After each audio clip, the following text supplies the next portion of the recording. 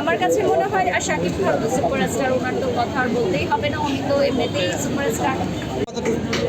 আমি এটা তো শুনিনি, এটা আপনারা কোথা থেকে শুনলেন? মানে আপনি আপনার ভাইয়াকে ভালোবেসে 4 লক্ষ টাকার দিলেন। না তো, এটা কোথায় কোথায় আমি প্রচার করেছি আমি কোথাও?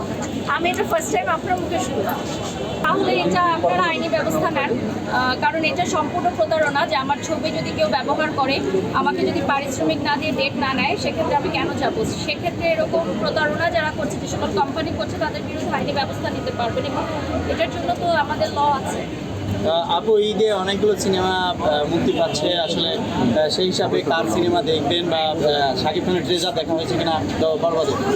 প্রথমতই আমার দুজন প্রিয় মুখ, আরও অনেকই প্রিয় মুখ আছে, তাদের মধ্যে থেকে আপনি দেখেছেন, আমি শেয়ারও করেছি জঙ্গলি সিনেমা আসছে, যেখানে যে দুজন চিত্রনায়িকা কাজ করছেন তারা আমার খুবই প্রিয়, পুবলি এবং দিদি।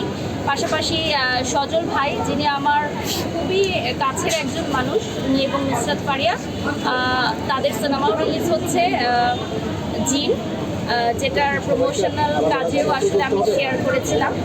তো আমার কাছে মনে হয় শাকিব খান তো সুপারস্টার, ওনার তো কথা আর বলতেই হবে না, উনি তো এমনিতেই সুপারস্টার। আর ঈদে দেখা যায় যে সিনেমা হলে অনেক ভিড় থাকে, তো তখন যাওয়া হয় না। ভিড়টা যখন একটু কমে যায়, তখন আমি আমার হাজব্যান্ড কোনো এক ফাঁকে দেখে নেই, বোরখা পরে চলে যাই। আচ্ছা পারিসা, আপনি এখন সেলিব্রিটি হয়েছেন, আপনাকে সবাই জানে।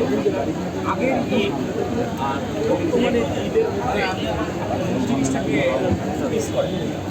আসলে আমি কখনো মনে করি না নিজেকে ওখানে সেলিব্রিটি, শুধু শুধু ক্যামেরার সামনে হতে পারে। আপনারা ভালোবেসে আমাকে সেই উপাধি দিয়েছেন। তবে বাড়িতে হোক বা যদি আমার পার্সোনাল লাইফে বলেন, আমি খুব সাদাসিধে একজন মানুষ। যেমন ঈদের দিনও খুব আহামরি পোশাক, মেকআপ আমাকে আপনারা কখনোই দেখবেন না। আমি খুব